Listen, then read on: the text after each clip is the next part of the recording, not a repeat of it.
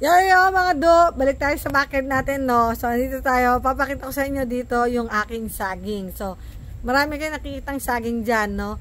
Yung mga saging na yan, guys, actually dito sa ibang bansa kasi lumalamig nga dito. Yung mga saging dito hindi katulad sa Pilipinas na namumunga. Kung hindi mo pag-aaralan yung mga style ng saging. Alright, dito na nga tayo, pakita na lang natin ito dito kasi ang sakit na ng bibig ko magsalita dahil sa aking ngipin. Anyway, so, itong saging na to, guys, ito, saging to dito sa Amerika. Yung saging na to, pag nag-summer, pag nag-winter, namamatay ito, pero bumabalik din siya. So, nakakaya niya yung winter. Kasi yung iba, kaya niyang mag-survive, hindi natutunaw at hindi namamatay yung buong trunk niya. Pero yung saging na to, ito, yung saging ng Pilipinas, ito, pag nag-winter, pag nag-winter, ang mangyayari dito talagang todo. Patay ito hanggang ilalim. So, ang mangyayari, yung ganyang klaseng saging, bumabalik yan sa pagka-baby. Like this one, ito kasi medyo malaki na siya. Pero ito talaga yon, bumalik sa pagka-baby. Kaya tignan nyo, oh, maliit pa rin siya. Yung maliit pa rin na dahon, ayun oh, maliit pa rin. Ang saging, abutin ka ng 1 taon o kaya 1 year and a half bago mamunga. So, ang ginagawa nyo guys, kailangan nyo gawin is tulad nito, ito yung ating saging latundan, no? Yung baby na saging, ayan siya bumalik nga kasi sa pagka-baby, ayan siya. Papakita ko sa inyo dito yung talagang kababalik lang niya sa pagka-baby. Meron ako ditong saging. Meron ako ditong saging na talagang bumalik sa pagka-baby talaga. Yun kasi malalaki na sila dahil medyo mas matindi yung araw doon. Kaya tumubo sila agad. Kumbaga, nagkaroon tayo ng ibang saging. Pero ito yung sinasabi ko sa inyo. Ayan guys. Ito best example. Ayan sila. 1, ayan sila 2, 3. Ayan. Ang liliit, bumalik sa pagka-baby. So, upos na upos to talaga. Akala ko nun, di na siya babalik. Pero, bumalik pa rin siya. So, ang gagawin natin guys, para magkaroon talaga tayo ng puso at saka bunga ng latundan, kailangan, hugutin natin to, tanggalin natin sa lupa, tapos ilagay nyo sa timba. Katulad dito, ito yung short na variety ng saging. So, yan siya.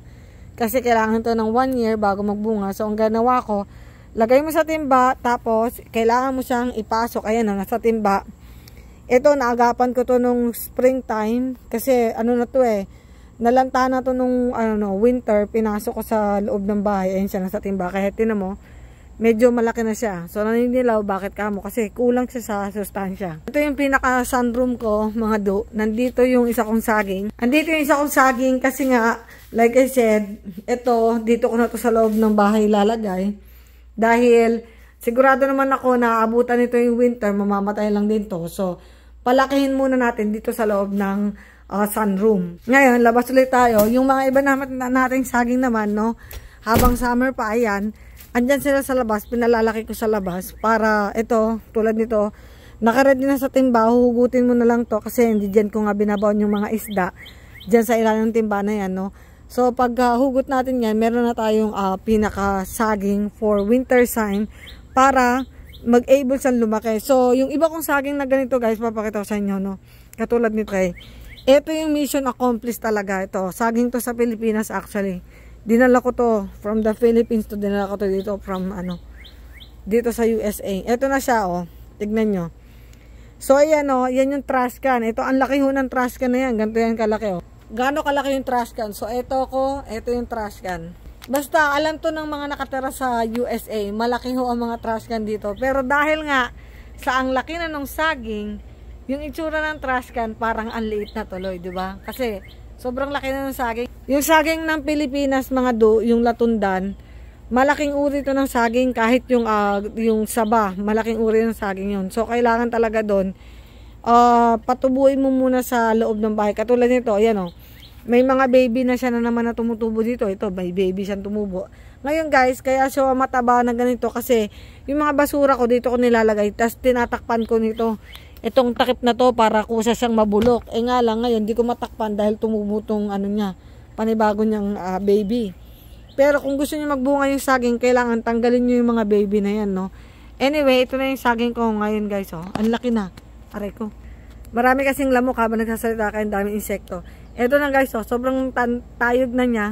Hopefully, magkaroon tayo ng puso. Kahit puso lang okay na, no?